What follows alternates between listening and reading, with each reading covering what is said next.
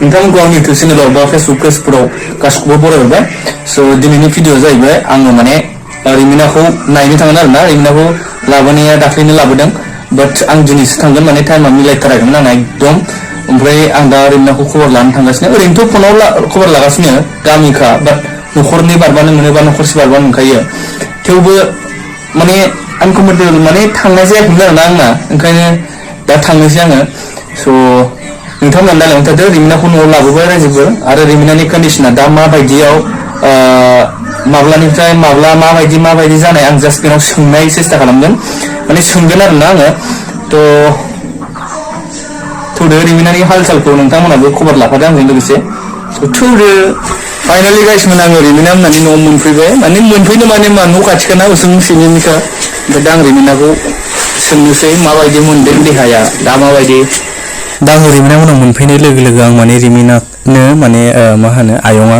apple लेमनानै होदोंमोन ना स' आं रिमिनानो गिबियावनो आपेलखौ लेमनानै होग्रोनोसै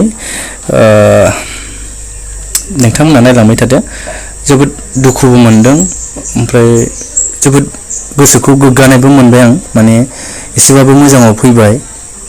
आरो इसोरा थाबनो जाहाथे मोजाङाव लाबोथारो गावनि गोग्गो देहायाव फैफिनथों आं बेखौ इसोरनिसिम आरोबाव फिन गोसो गोरबोजों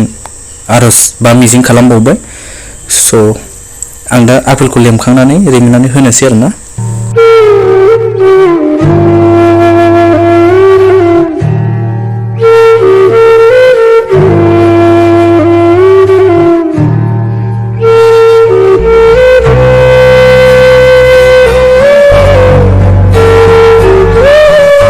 हेलो सिस्टार माबोरै दा एसे रिलिफआव दङ दा आदसा गिबियावनो नोंथांमोना रिमिनानि माबाखौ नायनानै लाग्रोदो फुल लुक्सखौ एसे खमायदों ओरैनो दा माबायदि मोनदों दा एसे रिलिफआवनो दङ ओमफ्राय रेस्ट लाबाय थानांगौ आरो आदसा ओमफ्राय मेङो न'आव माब्ला फैया न'आव दाखालि हराव मोनफैदों आदसा 11थायाव मोनफैदों आरो ओमफ्राय दा नैयाव किडनि थानायावहाय बिखुङा सायो आरो नंगौ ओमफ्राय उन्दुनानै थानांगौ आरो साबा जिरायबाय थानो हाया बारा गसंबाय थानो हाया खस्थ' खालामनो हाया आरो बारा दा ओमफ्राय ओरैनो बे बेमारजों माबा नांनाया भुगिनांनाया जेनेबा माब्ला जाजेना आंथ' बेमारखौथ' फार्स्टआव मिथियाखैमोन बेबायदि बेमार जादों होननानै 7 मेआवहाय इलेक्सन जादोंमोनथ' आंथ' क'क्राझारावसो दंमोन गारिया बन्द' जायो नालाय बेनिखायनो आङो 4 मेआवनो न'आव फैखादोंमोन जेब्ला न'आव फैयो अब्ला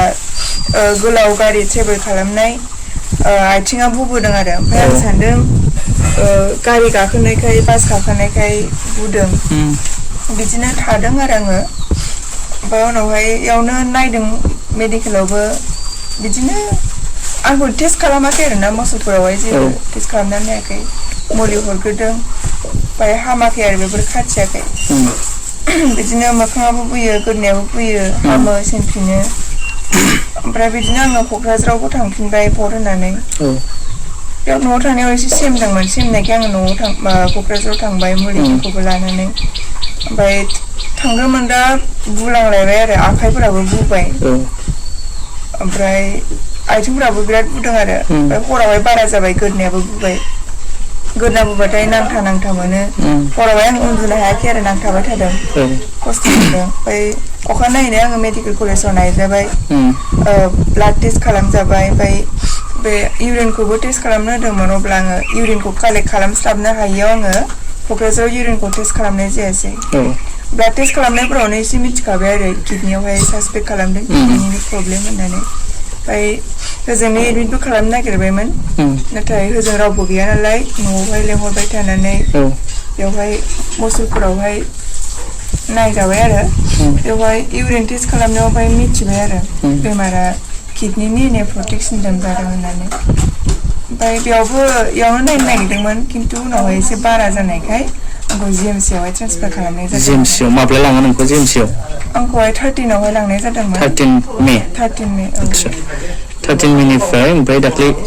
लाबोबायना खैदिन थाहैखो गुवाहाटियाव ओरैनो 6 days थादों 6 days आच्छा बेयावबो आरो बेनि रिपर्टफोरखौ नायजोबा नालाय गोदान टेस्ट खालामजोबफिनो बेयावनो टाइम लादों आरो ओमफ्राय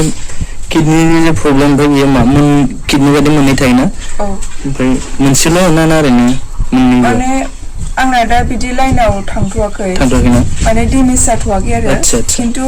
बे दा फार्स्ट स्टेजआवहायनो बेखौ फाहामना लायाबा डेमेजाव थांगोन आरो जों थांनायावहाय मा रिपर्टफोरखौ थाब मोना मोनसे रिपर्ट मोननो थाखाय जुदि आं GNC आवनो खालामनायमोनबा बेखौहाय टेस्टखौ अब्ला 15 दिन टाइम नांगौमोन रिपर्ट 15 दिन मोनसे रिपर्टनि थाखायनो ओमफ्राय साजेस्ट खालामबाय नोंसोरो बाहेरायाव टेस्ट खालामोबा साननैनि उनावहाय मोनफैगोन ओमफ्राय आरो बाहेरायाव खालामबाथ' आरो फैसा नांलायबाय फैसानि गोनांथि फैसाया बुरजा आरो फैसा बिदि बारा गैखायामोन नालाय बेयावनो एसे टेक जानानै ओमफ्राय आं मोनसे रिल्स भिडिअनि गेजेरजों रायजो राजाफोरखौ एसे अनसुंथाइ हरगोन खोमा साननानै रिल्स भिडिअ बानायब्रबबाय आरो आङो ओमफ्राय प्राइभेटावहाय आङो टेस्टखौ खालामनाय जादों नङाबा आङो गोबां नेबावनांगौमोन आरो बे बेमारखौ आरोबाव मिथिबावनो थाखाय ओमफ्राय दा आङो एसेबां आंखौ हेल्प खालामगोन आङो बेबायदि सानाखैमोन आंनि दा मोनसे बे रिल्सआनो गोबां सुबुंफोरा आंखौहाय मदद होबाय बेनि थाखाय आङो जोबोद जोबोद साबायखर बावहरो आरो रायजो राजा नोंथांमोनखौहाय आरो गासिबो इउनिट एबसु गासिबो एबसुखौनो आङो साबायखर बावहरो आरो गासिबो सोद्रोमाफोरखौनो आं साबायखर बावहरो लोगोसे इउनिभार्सिटि कलेज बेफोरबो आंखौ गोबां मदद खालामहरदों आरो दा बिटिआर सरकाराबो आंखौ मदद खालामदों आंखौ खबरबो लाबाय थादों बे आरो दा आंखौहाय बाय'प्सि टेस्ट खालामनो होदोंमोन जाय टेस्टआ डक्टरानो होनखादों रिस्कि होननानै ओमफ्राय रिस्कि नालाय जोंबोथ' गिगोन आंबो पेशेन्टआ गिबाय ओमफ्राय दा डक्टरा साजेस्ट खालामदों 15 डेजनि थाखाय नोंसोरो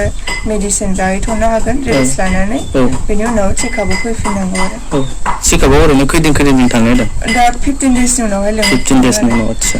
ओमफ्राय दा आङो नैबे मुसुलपुरावहाय डक्टरजों एसे लोगो मोजां जाबाय आंखौ जाय नायदोंमोन जाय GMCआव थिनहरदोंमोन बेजोंबो आङो साजेस्ट लागासिनो दङ बेजोंहाय आङो साननै सानथामनि उनावहाय नायजाबाय थागोन आरो इउरिनखौहाय एसे टेस्ट खालामबा मिथिसिनो नालाय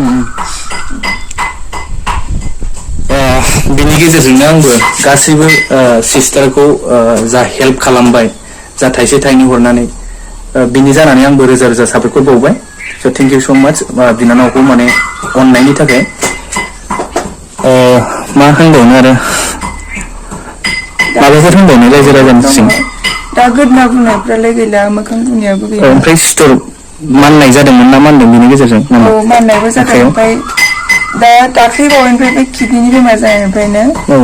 बोरैबा सालनाय बायदि सिथर जाजोबदों आरो मोखाङावबो बेफोरावबो ओमफ्रायथ' बुनाया एसे खमायबायना बुनाया खमायबाय आथिङाव एसे दंबावो फारसेयाथ' अलरेडि खमायहांबाय ओमफ्राय दा फारसे एसे दंबावो ना लोगोफोर स' आइ हप मोजां जागोन थाबैनो बयबोथ' उइस खालामखादों थाबैनो मोजां जाथों होननानै गासिबो आर'ज खालामदों बिनि थाखाय आङो जोबोद जोबोद साबायखर बावहरो दा बेफोरखौ जागासिनो दं बे मामोन आच्छा बादाम